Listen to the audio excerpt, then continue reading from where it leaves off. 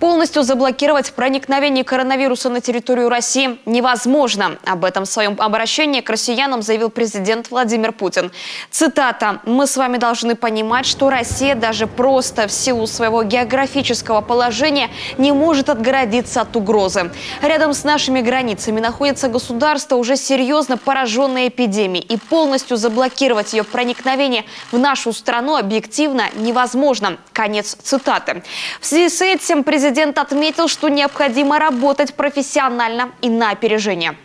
Прошу граждан с предельным вниманием отнестись к рекомендациям врачей и органов власти.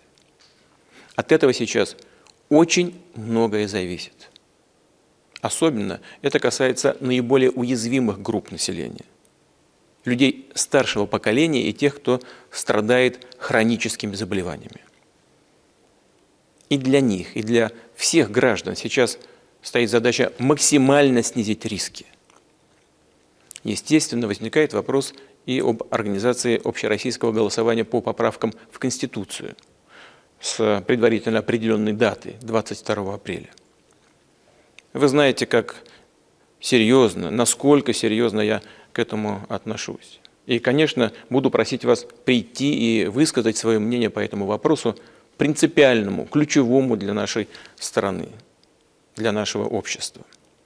Однако, как уже говорил ранее, абсолютным приоритетом для нас является здоровье, жизнь и безопасность людей. Поэтому считаю, что голосование необходимо перенести на более позднюю дату. После оценки того, как будет развиваться ситуация в регионах и в целом по стране, и только опираясь на профессиональное мнение, рекомендации врачей и специалистов, будет принято решение о новом дне голосования. Также Путин в своем обращении поблагодарил всех медиков, борющихся с коронавирусом, отметив, что они сейчас находятся на переднем плане защиты страны.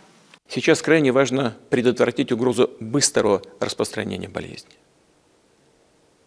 Поэтому объявляю следующую неделю нерабочей, с сохранением заработной платы. То есть выходные дни продлятся с субботы 28 марта по воскресенье 5 апреля.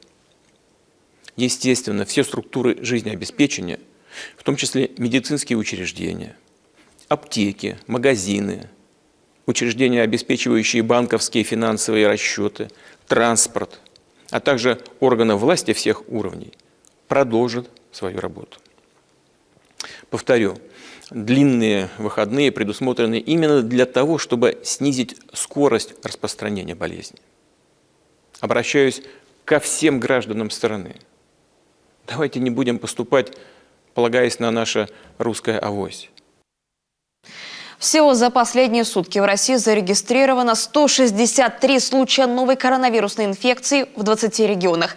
2 из них в Коми. Официальные данные представлены на сайте Роспотребнадзора. Таким образом, всего в республике на 25 марта подтверждено 3 случая заражения COVID-19. 1 человек, как мы сообщали накануне, уже излечился. 2 новых лабораторно подтвержденных случая пришлись на Сыктывкар. Конкретно на Эжвинский район столицы. Они были выявлены в отделении местной городской больницы. Предприняты все необходимые меры по определению круга лиц, с которыми контактировали заболевшие. Ведется работа по медицинскому наблюдению за контактными лицами и их лабораторному обследованию. В самой больнице приняты ограничительные меры в целях профилактики распространения коронавируса. Устанавливается круг лиц, контактировавших с инфицированными. И, как стало известно, с 26 марта в столице Коми вводятся дополнительные меры по профилактике распространения коронавируса. До особых указаний во всех детских садах Эжвы объявлен карантин. Под подозрением находится всего 6 новых случаев коронавирусной инфекции. В целом, хочу сказать о том, что сейчас самое главное – это не допустить контактов больных или потенциально больных людей с остальным населением. Потенциально больными могут быть все прибывшие из-за рубежа, начиная с 1 марта этого года. Поэтому настоятельно призываю всем, кто прибыл из-за рубежа, из любой страны, после 1 марта обязательно позвонить на телефон горячей линии. Также отрасль сейчас готовится на переход в условиях повышенного инфекционного заболевания. В частности, на территории республики готов к работе новый госпиталь, который будет принимать исключительно больных с коронавирусной инфекцией. Мощность госпиталя рассчитана на 80 новых мест, в том числе 15 реанимационных. Напомним, в соответствии с постановлением главного санитарного врача Российской Федерации, все лица, прибывающие в Республику Коми из-за рубежа, обязаны пройти двухнедельную самоизоляцию, начиная со дня прибытия из-за риска распространения коронавируса. Изоляция осуществляется в домашних условиях. Если же такой возможности нет, граждан поместят в обсерватор. Важно полностью выполнить требования по карантину в домашних условиях. 14 дней находиться в изолированном помещении, исключающем контакты с членами семьи и другими лицами. В случае ухудшения состояния необходимо срочно обратиться за медицинской помощью на дому, не посещая поликлинику. Очень многое зависит от самих граждан. Ну, например, если один член семьи, взрослый, вернулся из-за границы, из страны, где зарегистрированы случаи коронавирусной инфекции, то он не может считаться изолированным, если в это же время в его квартире проживают еще иные члены семьи, которые посещают свои рабочие места. Обязанность изолировать их тоже. Сегодня самоизолироваться, вернувшись из-за рубежа, это не их право, а это их обязанность. И за нарушение этой обязанности следует определенная ответственность.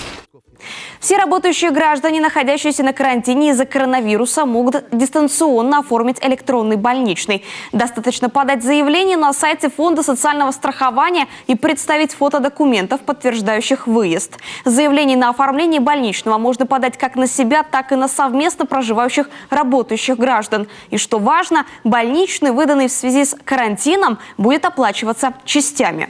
Больничный по карантину оплачивается как больничный по болезни, то есть алгоритм оплаты аналогично сохранен, но изменен порядок оплаты, то есть выплаты непосредственно гражданину. То есть при оформлении больничного листа онлайн вы получаете возможность получить, скажем так, в виде авансового платежа на 5-й рабочий день или на 7-й календарный первую часть оплаты по больничному листу.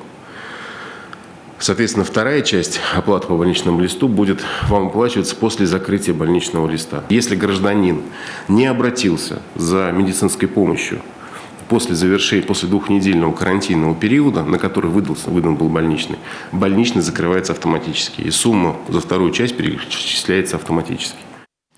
Всем прибывшим необходимо обратиться на горячую линию 8 855 5000. Гражданам необходимо сообщить о своем возвращении в страну, месте и сроках пребывания за границей. Звонок бесплатный. Не надо ходить в поликлинику. Мы перешли на особый режим работы. Мы работаем только на дому. Отменены все профилактические мероприятия, в частности, профилактические осмотры и диспансеризация. Также сейчас отменены все плановые операции, которые можно перенести на более поздний срок, на срок до 3 месяцев. Остается только вакцинация.